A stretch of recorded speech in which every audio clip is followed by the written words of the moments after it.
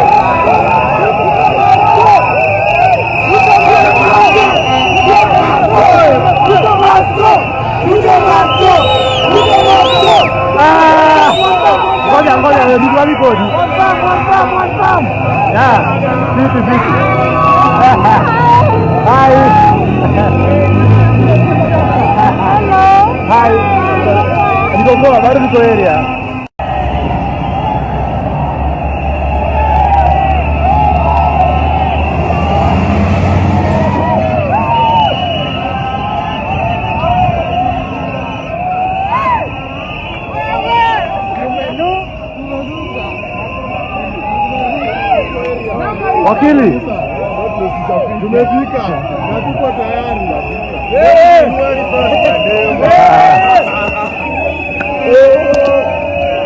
Sema gani beta? Hai, unajua wewe. Uko na bike? Eneo pale. Mambo ni live kabisa Nairobi, Kenya. Huyu jamaa anapeana mask free of charge. Mask ni bure. Ni bure ya? Ni moja yo. Moja inatosha. Mask ni bure. Free mask.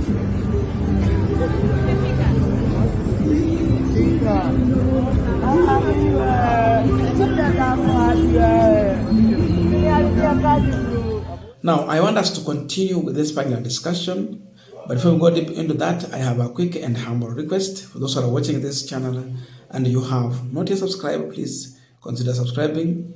To our returning subscribers, I must say thank you so much. And again, to all our viewers, please give this video a thumbs up. Thank you so much, and back to our... Definitely, going by this situation, it is clear Ruto has beaten hands down. His tactic has not worked. Imagine they go to boardroom meeting with security operators and all the agencies who can help to deal with the protest. Because si eti Ruto hakujua kuna maandamano akajipanga kuhusu maandamano. They have had several meetings, including the one that Kipchumba Murkomen had earlier in the morning with security chiefs. They had all of those meetings. They want to cordon Nairobi. They are saying they're protecting business. But how did Gen Z manage to storm the CBD? From achievers wameingia, wako ndani. They are moving around, they are protesting. So this is one of the, predicting Gen Z has become very hard. The other time, the police were in the Nairobi CBD, trying to man that place, knowing that there's no way Gen Z will manage to reach to the city. But at 2 p.m., maandamano yalianza. So the whole day, they kept off. Wakipanga maandamano. Ikifika saa 8 yameanza. Leo hii, those who thought wataanza saa 8, very early in the morning, as police were in CBD, Gen Zs were already there. That means there is a possibility some of these youth slept in Nairobi. Kuna wale walilala huku to make sure that this protest is successful. So that means the youth are able to read the security operatives' mind earlier. So they are in a better position to plan ahead of the security operators. Youth have proved that they are able to plan ahead of Ruto's regime. Those are the kind of people that Ruto is handling today. Sio watu wa kuendea mkono mmoja. Wanapanga mbele, ukipanga hivi hao washapanga tayari something ahead of you. This is to tell you that again in this protest, not everyone, including those who seems to be in the government, are with William Ruto. It's a possibility also information is leaking out. Even in the police sector, there is Gen Zs. And not all of the police are bad. We have good police officers also. There's a possibility that we have those police officers who are able to share critical information with the youth. So that again, they can plan ahead. So not everyone in uniform is supporting William Ruto. How do this youth get this information earlier and plan ahead of them? So if police are planning to counter the protest, imagine Gen Zs are already having a plan to counter police attempt to disrupt the protest. They are ahead of everyone. And that is one thing that this regime should know, that they are dealing with the most intelligent people. They are dealing with the people who have inside information that even in their forces, not everyone is happy with this regime. There are those who can reach out to their fellow youth and give out critical information to help them achieve what they intend to do. So from the word go, Gen Zs in this protest are ahead of the police. I don't know what police will be able to explain about how the youth got to the CBD. The plan was that they should not enter. They should be blocked. So hao kwa mawazo yao walikuwa wameamua wapoteze biashara siku ya leo, wasikusanye ushuru, Gen Z wapoteze, wasifika CBD. But surprisingly, it is only the regime that is losing. Gen Zs are succeeding with their plan because they have been able to storm CBD and the business have been stopped to a standstill. So the biggest loser is the regime. Gen Zs have had their day, we can say so. From the word go, today we can say that they have had their day. Their protest has gone through. Hata mtu akijaribu kuwanyamazisha saa hizi, tayari they have managed to send a critical message very early in the morning. Wale walikuwa wanatarajia kwamba maandamano ni ya kwanza mchana, kabla mchana ufike, maandamano yameshika kasi. So in every attempt by Ruto to stop these young souls from speaking out, he has lost it, because this generation has been able to speak. In today's protest, they are able to speak.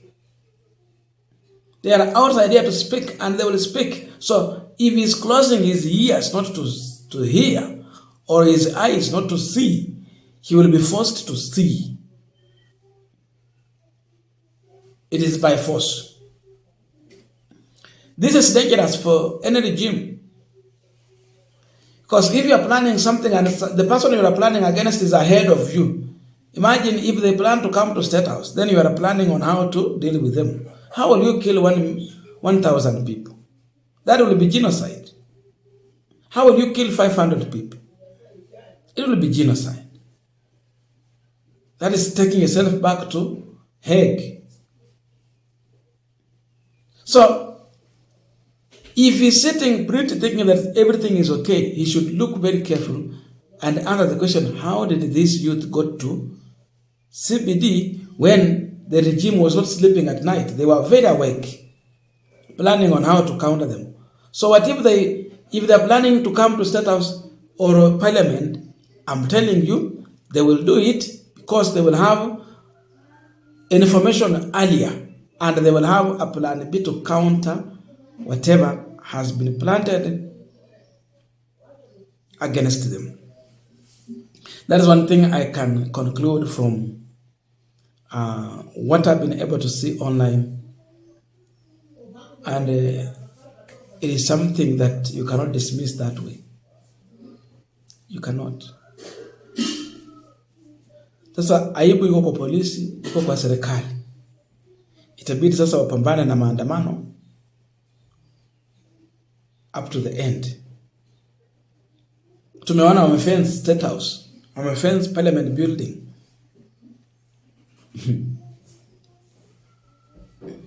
Is that enough to help? What if someone cross that fence? What will you do? So you'll kill 100 people? It's not possible. You try it, that is genocide. So, the youth have been able to outsmart this regime in conclusion. I don't know your views, but please let us meet in the comment section to continue with this discussion. Thank you so much, and see you in our next video.